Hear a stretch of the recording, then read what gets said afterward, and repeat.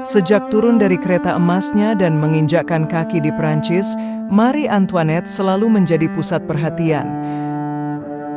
Seorang anak dari kerajaan Austria bisa berada di puncak tahta kerajaan Prancis. Masa pemerintahannya selama 20 tahun berdampak pada perubahan ekonomi, sosial, dan politik yang besar. Sayangnya perubahan besar itu adalah perubahan ke arah yang buruk, yang membuat Prancis hampir menjadi negara miskin. Selamat datang di Casanova Semesta, Marie Antoinette. Dia berubah dari sosok yang awalnya dicintai oleh semua orang Prancis menjadi musuh bangsa Prancis. Buat yang belum nonton part 1, linknya ada di deskripsi ya guys. So, bagaimana bisa seorang ratu dihukum begitu kejam di hadapan rakyatnya? Tonton video ini sampai habis dan inilah kisahnya. Ketika Marie Antoinette tiba di Prancis, rintangan di depannya tentu tidak mengarah ke revolusi Prancis. Namun, pilihan politik yang buruk, kondisi iklim yang tidak menguntungkan, dan perubahan ideologi di semua level masyarakat berkonspirasi untuk meruntuhkan pemerintahan monarki. Sejak pertengahan abad 1700, ekonomi yang terpuruk oleh pajak, perang, dan hasil panen yang buruk membuat Prancis menderita. Hutang yang meningkat, kenaikan harga bahan makanan, dan kemiskinan yang meningkat tidak menumbuhkan kepercayaan pada mereka yang berkuasa. Kerusuhan yang terjadi di kalangan kelas bawah dimanfaatkan oleh mereka yang menentang kebijakan pemerintah dan melihat kesempatan itu untuk mendapatkan kekuasaan. Ketidakpercayaan terhadap Raja Louis XVI dan Ratu Marie Antoinette meningkat. Cetakan surat kabar yang menjadi populer ketika ada yang menulis pesan revolusi yang didengar luas. Hal ini menjadi faktor utama bersatunya masyarakat kelas bawah Prancis yang membuat sosok sang ratu berubah menjadi musuh dalam segala hal dan kambing hitam untuk semua masalah negara.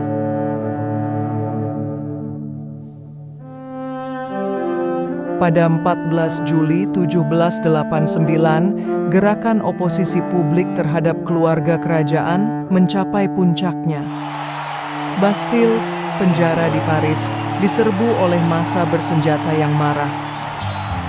Bastille dianggap sebagai lambang otoritas pemerintahan monarki, dan penyerangan itu adalah gerakan awal revolusi Prancis dan awal kejatuhan monarki Prancis. Beberapa minggu kemudian, ribuan orang mengelilingi Istana Versailles menuntut reformasi politik dan perubahan cara pemerintahan monarki. Keluarga kerajaan kemudian dipenjarakan di Istana Tuileries di Paris oleh kekuatan revolusioner yang menentang monarki. Dengan banyaknya orang yang bergabung dalam perjuangan revolusioner di Paris, opini publik tentang monarki yang semakin memburuk, akhirnya Ratu Marie Antoinette berencana melarikan diri dari Prancis bersama keluarganya ke Austria. Dalam perjalanan yang tergesa-gesa dan penuh ketegangan, keluarga itu tertangkap di perbatasan Prancis dan dibawa kembali ke Paris dan menjadi tahanan politik.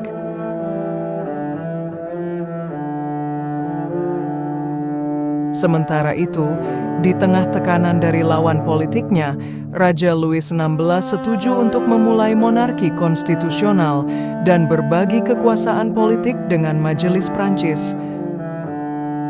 Upaya damai ini tidak bertahan lama.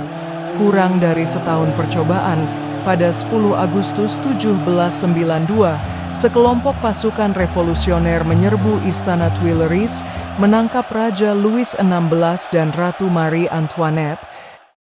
Penangkapan tersebut menandakan runtuhnya pemerintahan monarki yang dipimpin oleh Raja dan Ratu. Penasaran gak tentang siapa yang memimpin gerakan revolusioner ini? Ya, salah satu pemimpin gerakan ini adalah Napoleon Bonaparte yang nantinya akan memimpin Prancis. Oke, lanjut. Pemerintahan revolusioner bertekad memberantas siapapun yang menentang revolusi Perancis. Akibatnya, ribuan kaum royalis, bangsawan, dan orang-orang yang berafiliasi dengan keluarga kerajaan di seluruh negeri dipenggal dan dibantai. Dengan raja dan ratu yang ditahan di penjara, Konferensi Nasional memerintahkan penghapusan monarki dan Perancis secara resmi dinyatakan sebagai negara republik.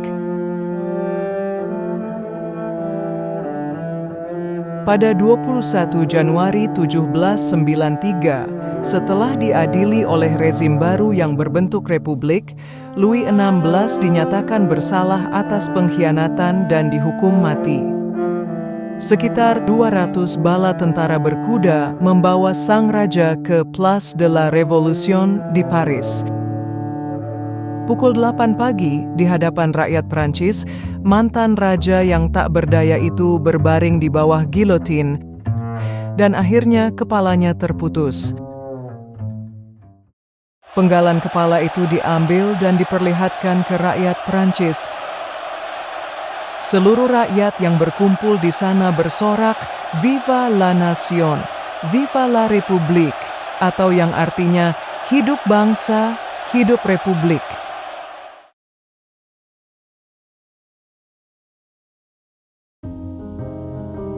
Apa sebenarnya yang dituduhkan pada sang ratu? Beberapa sejarawan menjelaskan, Marie Antoinette dianggap bertanggung jawab atas kematian ribuan orang Perancis, memanipulasi suaminya, dan melakukan hubungan insest dengan putranya. Waduh, ngeri. 2 Agustus 1793, Marie Antoinette tiba di penjara Temple, Paris, pada pukul 3 pagi setelah dipisahkan dari putrinya, Marie Thérèse. Sementara putranya, Louis Charles, telah diambil darinya sebulan sebelumnya. Marie Antoinette diantar ke sel di bawah tanah penjara. Lantai yang hanya berlapis batu bata ditutupi lumpur dengan air yang rembes di dinding karena dekatnya dengan Sungai Seine. Sang ratu menatap dinding kosong dan kemudian berbaring di tempat tidurnya, sebuah tempat tidur yang terbuat dari tumpukan jerami usang. Dia menghabiskan hari-harinya di sana tanpa harapan. Sementara itu, para hakim dari rezim yang berkuasa sedang berdiskusi untuk sidang dan penghakiman sang ratu, Marie Antoinette. Akankah sang ratu dihukum dengan cara yang sama dengan Raja Louis? Atau dia bisa kabur dan kembali ke keluarganya di Austria? Dan apa yang akan dilakukan oleh Austria? Mengingat Marie Antoinette adalah keturunan Maria Theresa, salah satu orang paling berpengaruh di Eropa. Simak kisah perjuangan Marie Antoinette di video selanjutnya.